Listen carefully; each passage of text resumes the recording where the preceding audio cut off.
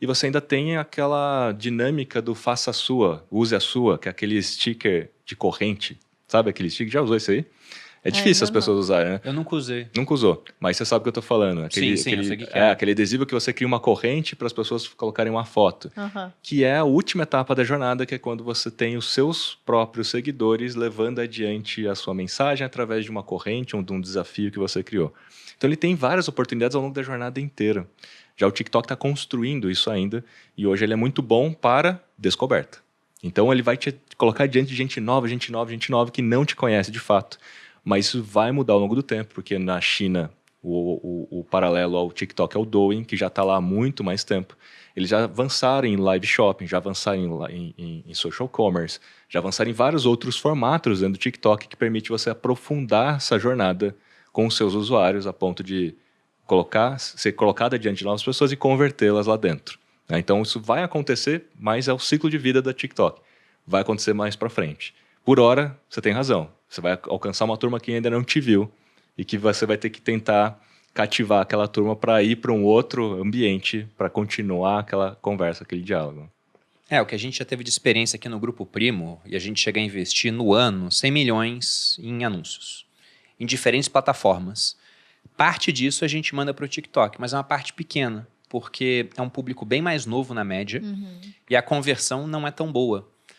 E apenas uma única vez a gente encontrou com seguidores que me conheciam do TikTok. Que geralmente quando a gente encontra, a gente pergunta, você me acompanha por onde? E poxa, muita gente pelos sócios hoje em dia, pelo Instagram, pelo YouTube. E uma vez a gente estava em Goiânia. Era em Goiânia? Ou era uma cidade próxima? Anápolis. Anápolis. Estávamos em Anápolis, a gente estava indo no casamento do Lages da Raquel, que vieram aqui num episódio de casais. E a gente estava no shopping, chegaram 2 garotos. De uns 15 anos. Eles eram bem jovens, a gente estranhou, porque não é o perfil de seguidor que acompanha o Bruno. E aí eu perguntei, né? Vocês me acompanham por onde? Dele, você tá no TikTok, né? Eu falei, olha só, gente do TikTok. Mas era justamente esse público mais novo. Eles nunca nem tinham me visto na vida. Mas, Bruno, mas nem por isso não convertem se você tiver um produto para eles. Tem que estar alcançando aquela faixa. Eu vou dar o exemplo da Carmed Fini. É o produto para galera que tá lá. Então, quando a Carla da CIMED, que é a vice-presidente, começou a falar sobre essa collab entre Carmed e Fini, começou lá. O epicentro todo foi dentro do TikTok e viralizou primeiro lá e as pessoas queriam comprar, saber onde comprar. Houve uma corrida pelo tesouro, escassez, não planejado, mas houve uma escassez. E todo mundo que descobria onde estava vendendo fazia um vídeo no TikTok.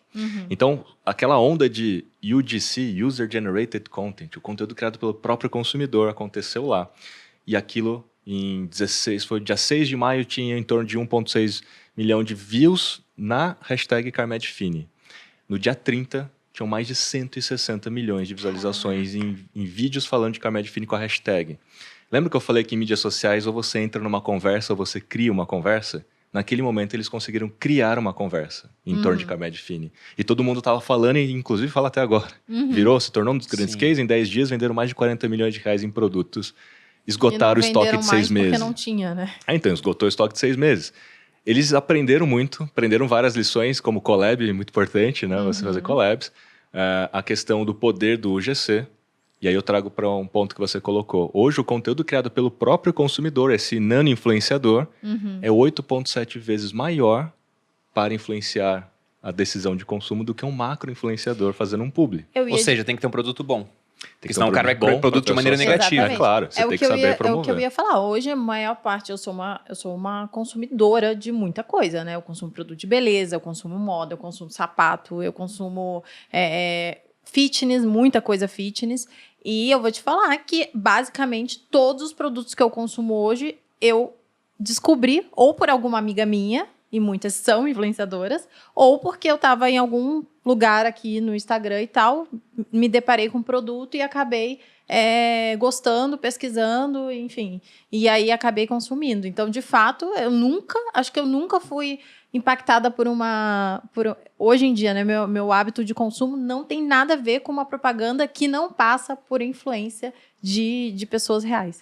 E aí que está a dica implícita, que é se você quiser fazer propaganda, Não faça com cara de propaganda. Exato, exato.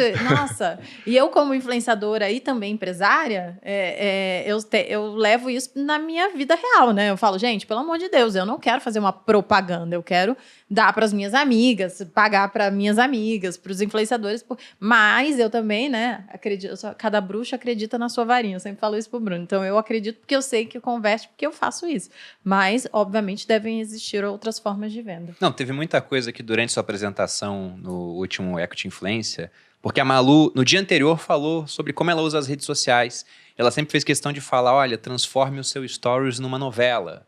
Vai ter lá, uma novela não, um canal de TV, né? Você tem aqueles programas de manhã que são um pouco mais leves, aí você tem depois um comercial, aí você tem a novela que mostra um pouco do que seria uma vida real, entre aspas, né? Novela não é bem a vida real.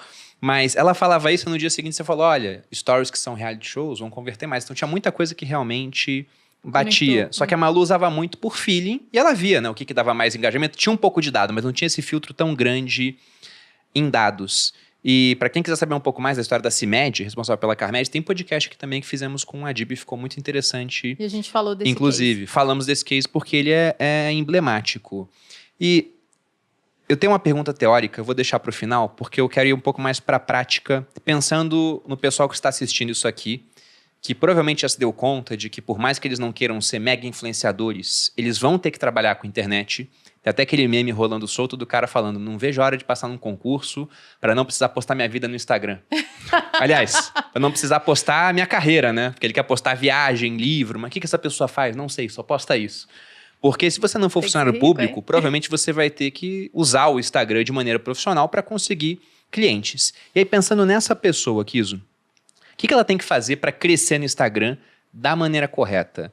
Existe, por exemplo, uma certa rotina de produção de conteúdo ideal? Porque o pessoal pergunta muito pra gente, e aí, eu posto uma vez por dia, 2, 3, mas se não tem conteúdo, vale postar um conteúdo mais ou menos ou é melhor ficar sem postar? E interação nos stories, né? Quantos stories por dia? Qual horário? O que você pode falar para ajudar esse povo? Primeiro a gente tem que saber, antes de dar dados e tal, saber a lógica, que é a lógica da gente fazer parte do dia a dia conectado das pessoas que a gente quer atingir. Uhum. Então, se os nossos potenciais clientes, consumidores, usam todos os dias mídias sociais, por que não a gente também, enquanto marca, enquanto negócio, enquanto produtor de infoproduto, também não tem que estar lá todos os dias? Porque se você não estiver lá todos os dias, o que vai acontecer?